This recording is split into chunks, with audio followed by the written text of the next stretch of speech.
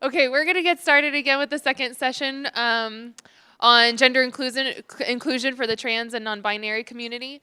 Dora Frias, the director of the Pride Resource Center, is going to be doing this presentation for us. I want to remind you that if you want to be taking notes, this is good, but we're going to try to leave space for questions in this one too. So as Dora is presenting, you can take notes on thoughts or questions you might have, and then I'll try to run around and with the microphone so that we can get questions from the room. So know that that's an opportunity in this session, and the rest I'll leave up to Dora. Thank you. Good morning, everybody. Can you hear me okay? Yes, okay. I was told I have to stay on stage, which might be a little hard for me, but I will try to stay on stage. Good morning, buenos dias. My name is Dora Frias. I'm the director of the Pride Resource Center here at CSU. My pronouns are she, her, and hers. Thank you, Corey, and the planning team for creating this space and time to dig a little deeper into this specific topic. And I also want to name it's like 45 minutes, and that's not a whole lot of time, right? And there's a whole lot of things that we can cover, get to questions. Really, we could spend a whole semester, right, digging deep around our trans and non-binary community. And so as I conceptualized this presentation, wanted to make sure that we were on some ground, like let's get on the same page around some terminology.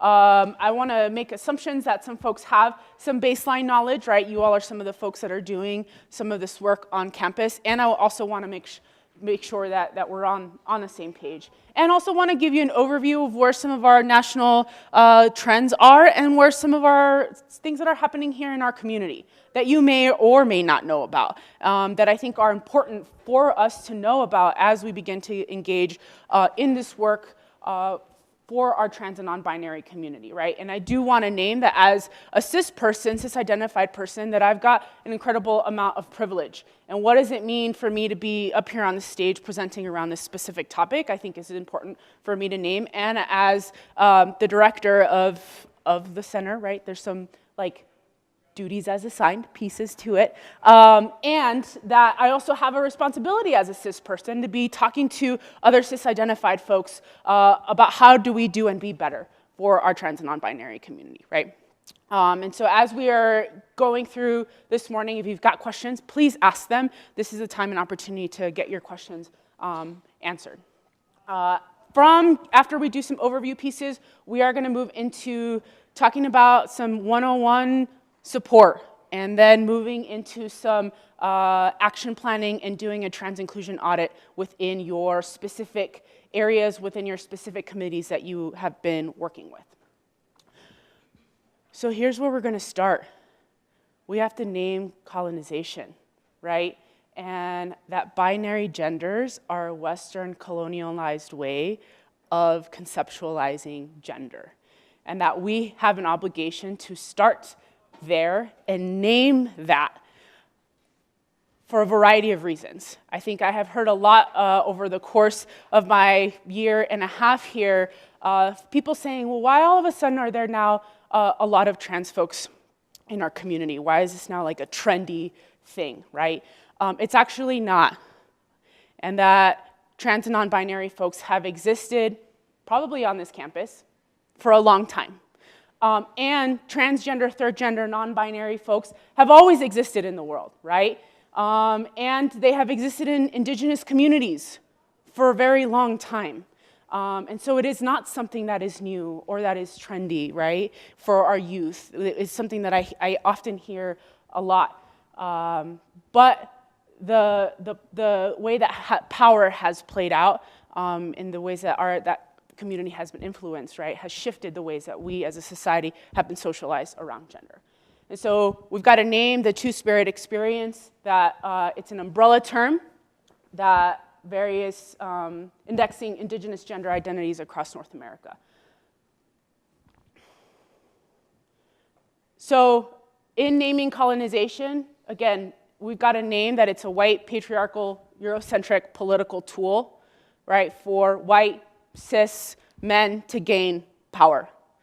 And that the creation and enforcement of roles serve as racist, classist, economical purposes of stratifying power for white, cis, upper class men, right?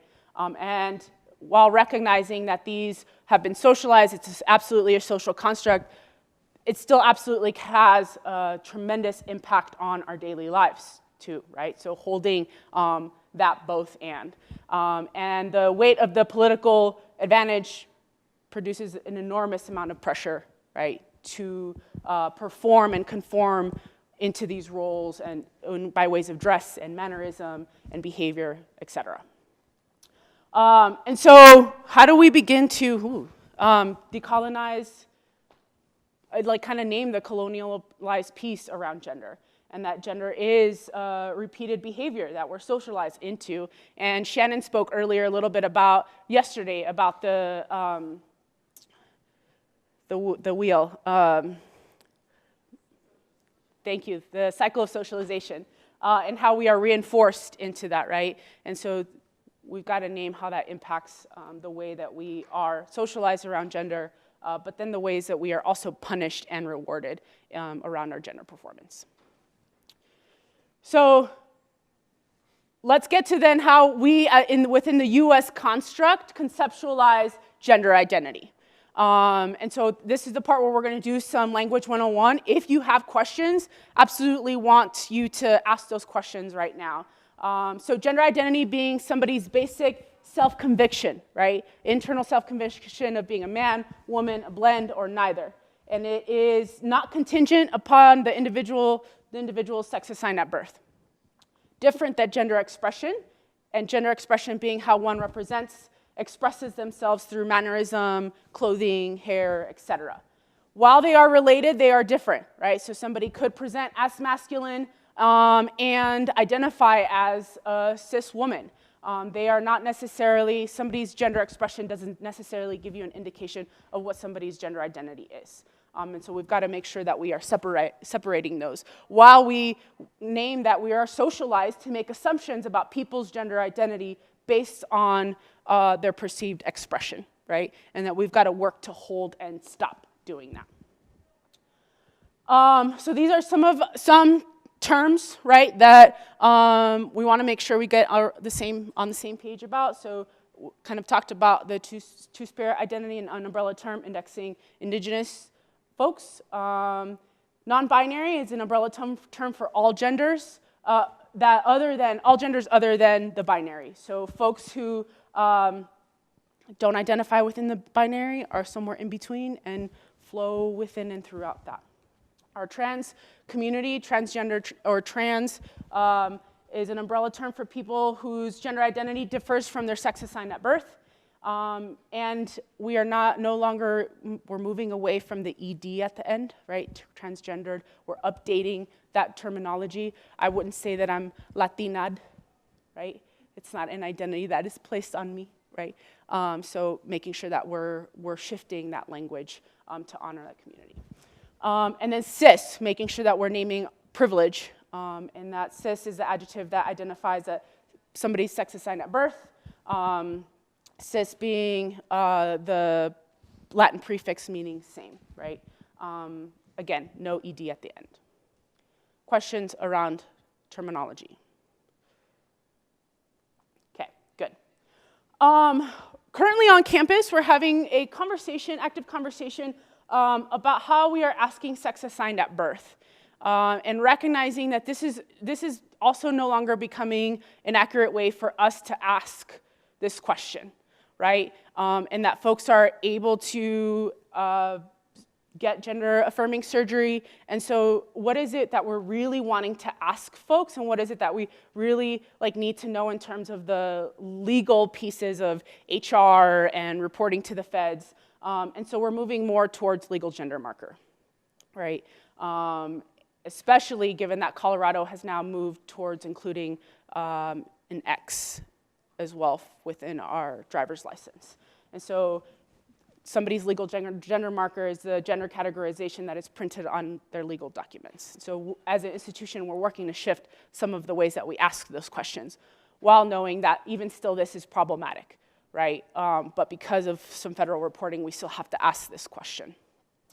Want to name some ways that we have previously talked about sex assigned at birth that we're moving away from. And so I am sharing this as a way for you to go back to your documents, to your internal things that you've got in your offices, within your organizations. How are you asking these questions, and how do you make sure that you're shifting your language? That we are no longer asking biological sex, anatomical sex, birth sex, right? Or were you born male, female, right? These are harmful and disrespectful for our trans and non-binary community.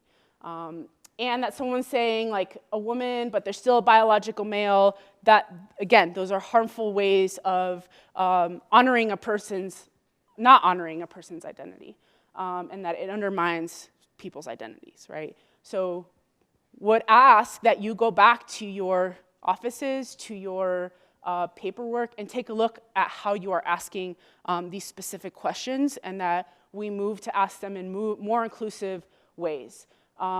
And then over here, want to also honor the experience of our intersex community that absolutely often doesn't even get talked about or acknowledged in forms.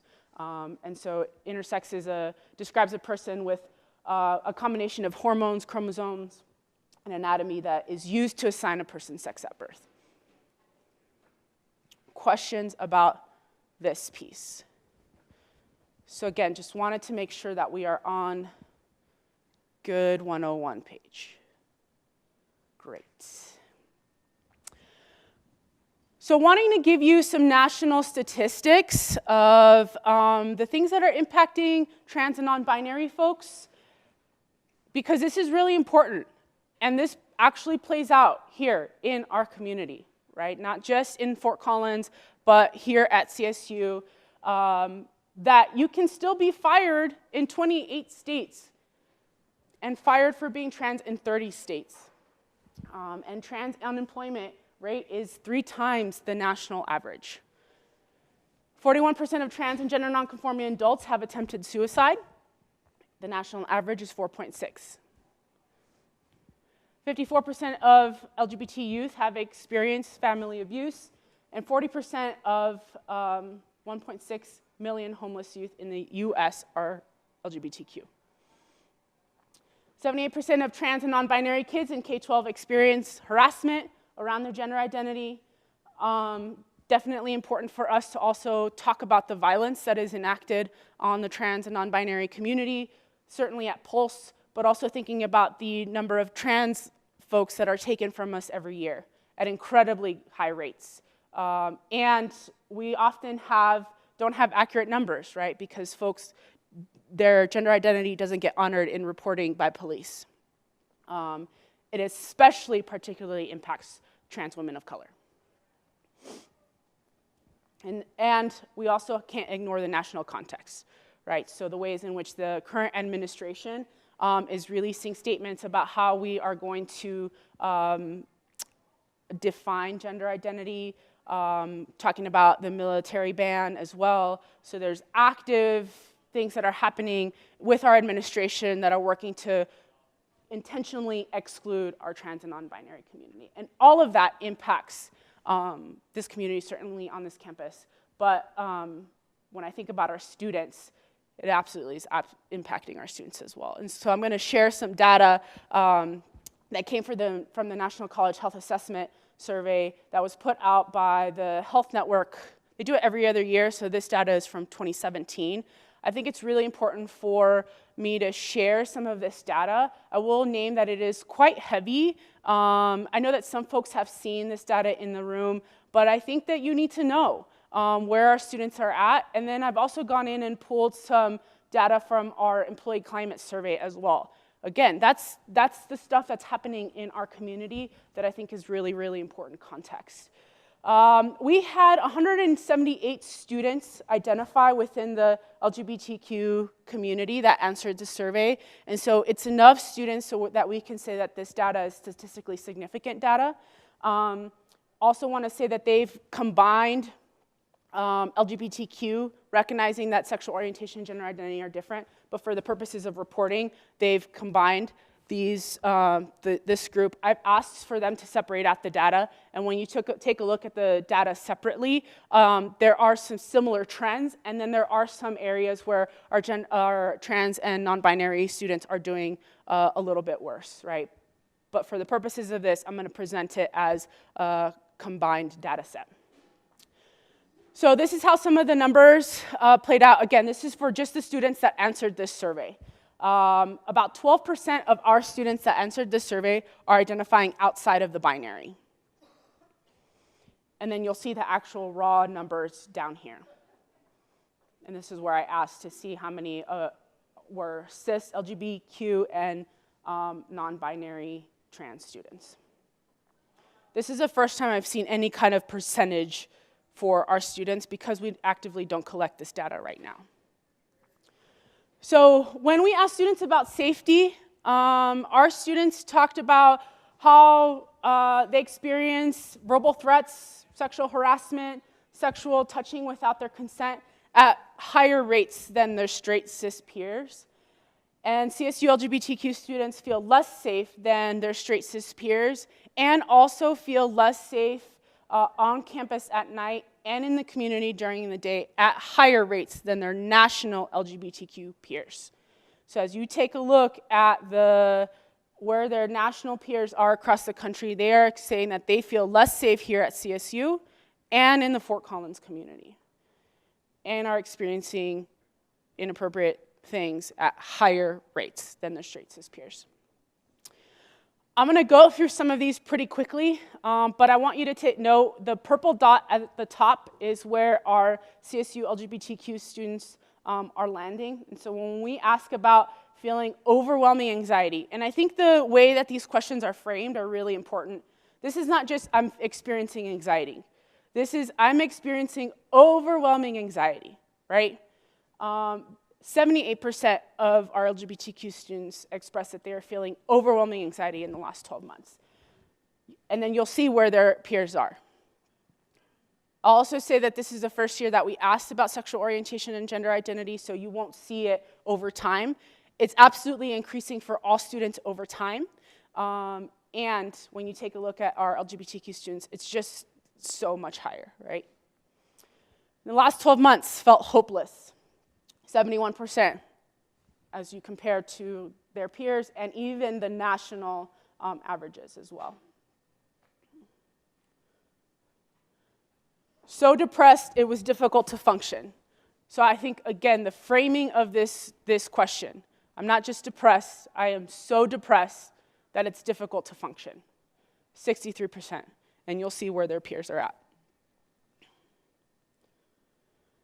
In the past 12 months, seriously considered suicide. 25%, that's 1 in 4. 1 in 4 in the last 12 months. For me, that's astounding, right?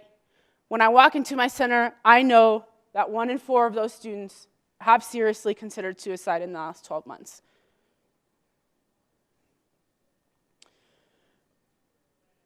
Right? And that lands really heavy. And so part of this that I'm sharing is some of the snapshots. There's a full long report that just overwhelming across the board. Our LGBT students they're not well in a lot of areas. And these are just some of the highlights is not a good word. These are just some of the big picture pieces, right? Questions about some of this data before I move into the employees' data. Okay.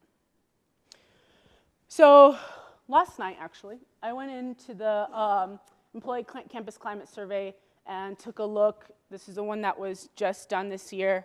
Anybody can go access that report and take a look at some of this data. And I went and took a look at how our trans and non-binary community was answering. So this is employees, right? Faculty, staff on campus are answering certain questions. And these are just some of the areas that, as I was taking a look at the report, were cause for alarm for me and made me pause, right? And areas where I saw a significant difference in the percentages. So blank is problematic among CSU employees at CSU. So you'll take a look at the difference around how our trans and non-binary community is talking about sexual harassment, bias, and physical assault.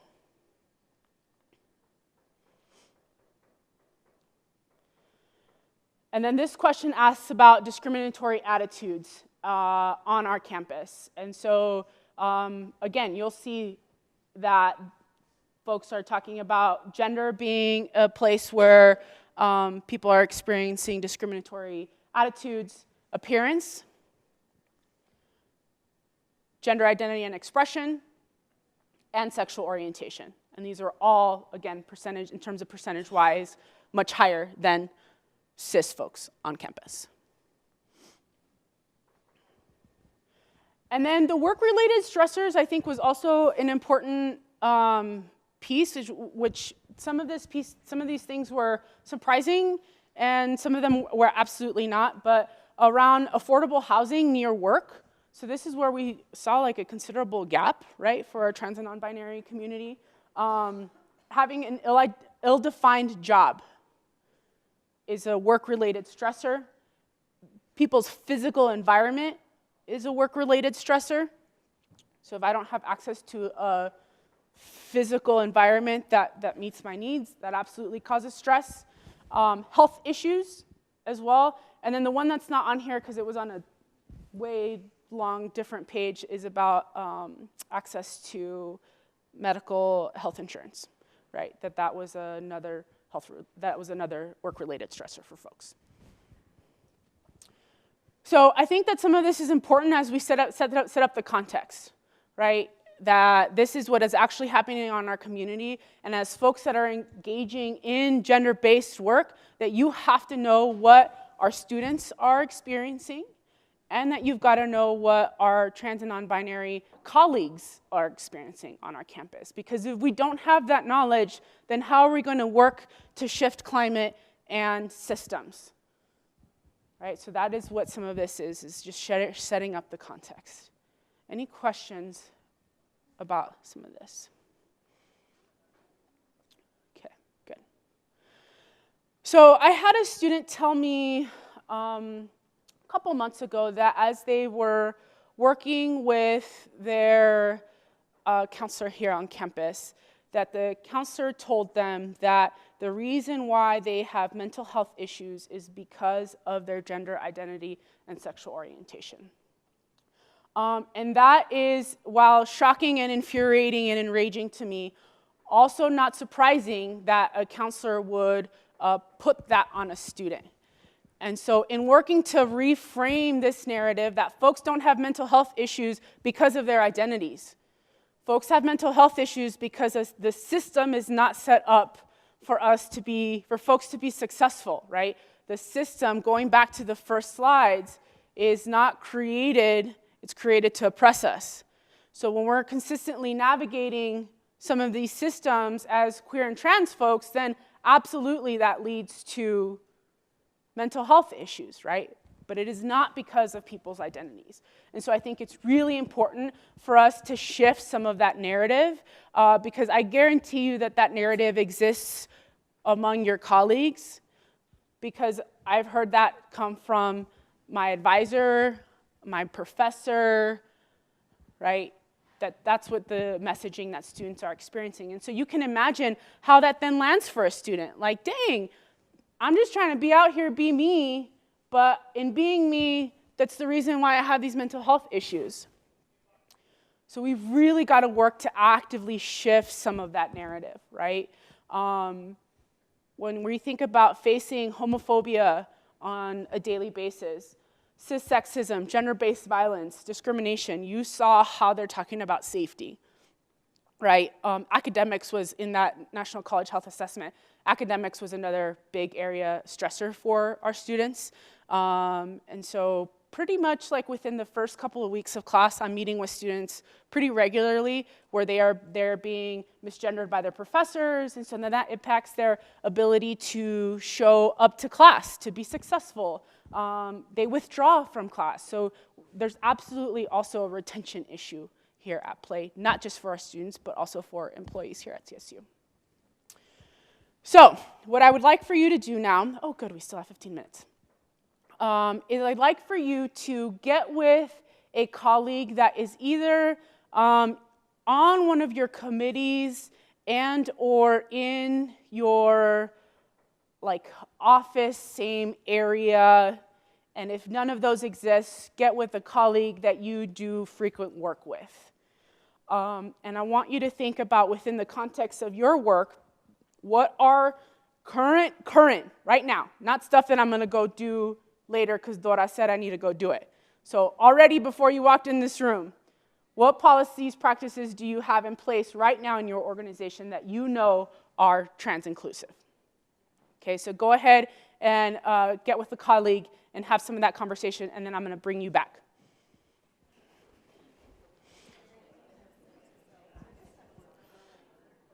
Okay, go ahead and wrap up. I want to hear what folks came up with. What things can you name that already exist?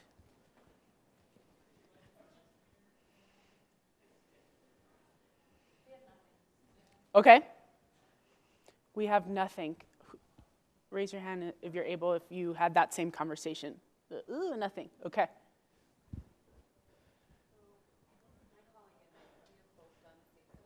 Mm-hmm. Okay. Okay. Okay, so individual level commitments to seek out additional training, but not departmental. Okay? Yeah.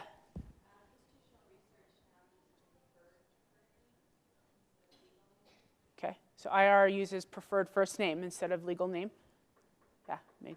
I just want to point out that the word preferred indicates that that's not someone's name. So we have some work to do. Yeah, absolutely, yeah. And the piece around, I've had some folks tell me, well, I just can't keep up with the language. It's too hard, right? Can't keep up with it. I also have to Google things all the time, even as the director of the center. Have to Google things all the time and get corrected. And my responsibility is to listen to that feedback and do better and not make it about me, right? I just want to ask, could you repeat everything that everybody says what's in the recording? Yes. And then the second would be that our office is in the practice of using pronouns when we do introductions. Okay, pronouns with introductions. And then Corey asked me to repeat everything, so I'm going to repeat this. She just asked me to repeat everything. The preferred name is something that could be. Yeah, okay, so IR talked about asking preferred name, and there was a correction around moving away from preferred, even in terms of saying preferred pronoun, preferred name. It's not preferred, it is people's names, it is people's pronouns. Anything else? Yeah.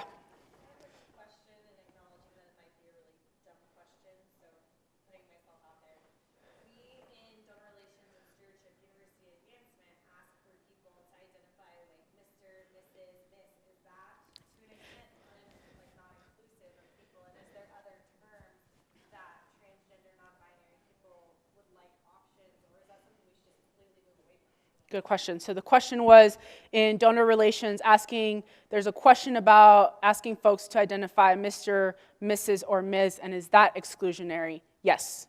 There is a prefix MX that folks use. And I've also asked the question, why do you feel the need to ask, why is that important for us to know?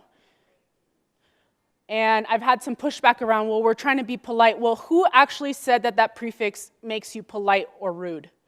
Right? And if we go back to my first slides, you'll know who created that structure, right? So always asking, why is it that we need to know this? And is it really necessary information for us to know? Corey. We also have conversations regularly about just moving away from language of male and female instead of doing anything related to bodies if it's not necessary, and recognizing that someone can identify as a man, a woman, and that can include trans identity, or neither, and something totally different. Good.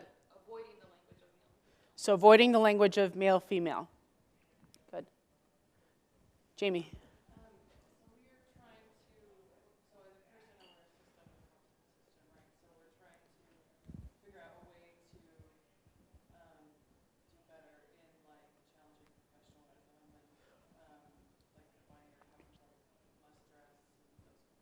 Good.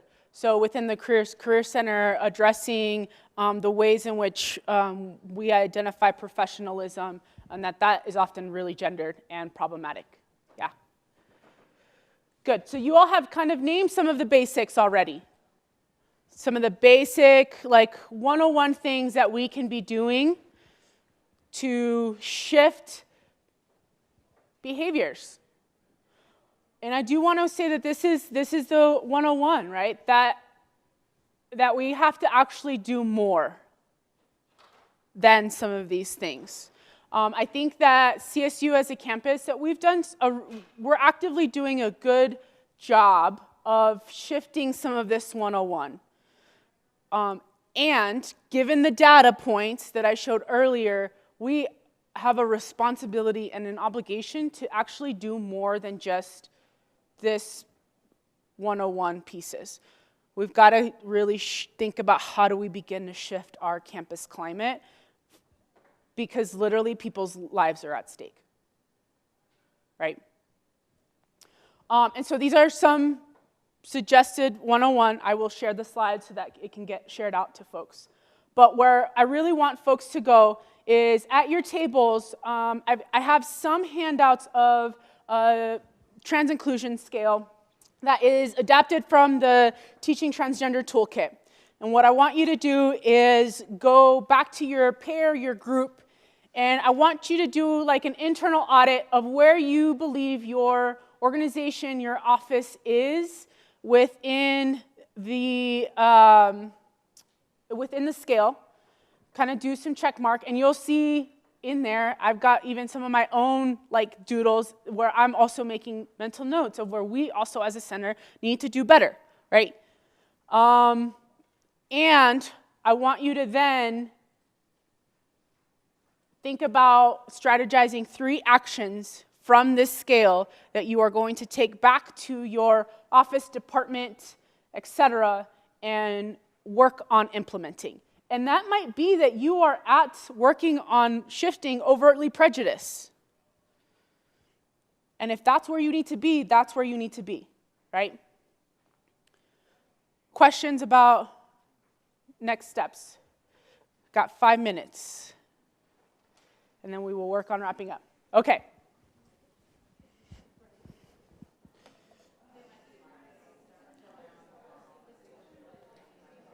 Okay. Folks can wrap up their conversations.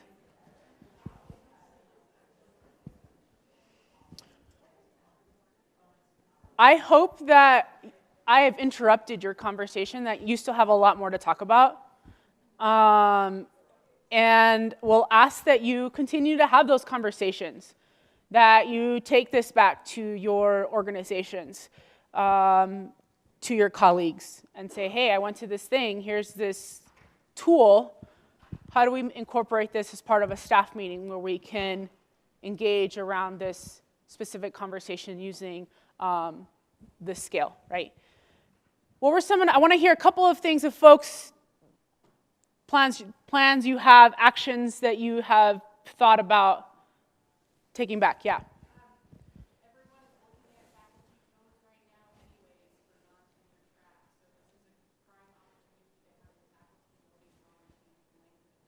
Okay, so looking at faculty codes and having faculty vote on changing language.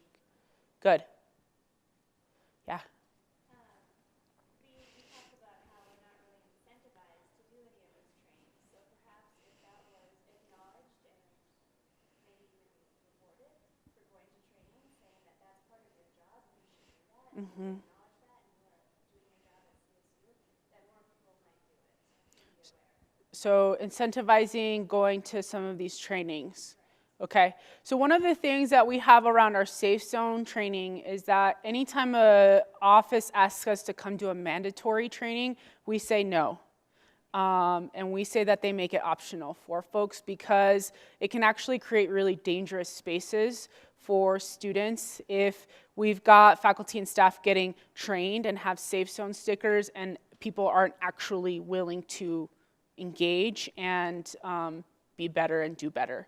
So want to kind of give that that caveat about our safe zone trainings. And if you're thinking about bringing that to your areas, great. We'll just ask that you make that optional.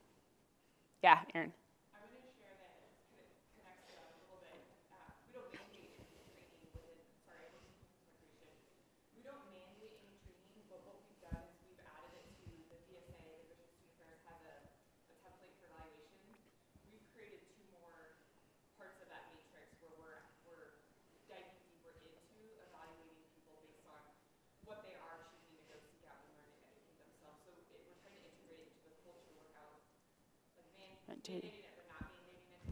Yep. Yep. So the comment was around incorporating it into evaluations, that you're kind of giving folks a nod of yes, good job for doing this as part of a formal evaluation. The other piece that I'll name around incentives is that for me, I've kind of named people's lives are at stake, and so people's lives are incentive enough, right, to do this for me, right? And not just because I'm the director of this office, but literally because people's lives are at stake for us to do better. What else? One more, yeah. We talked a lot about tying it to recruitment to really highlight how this benefits others.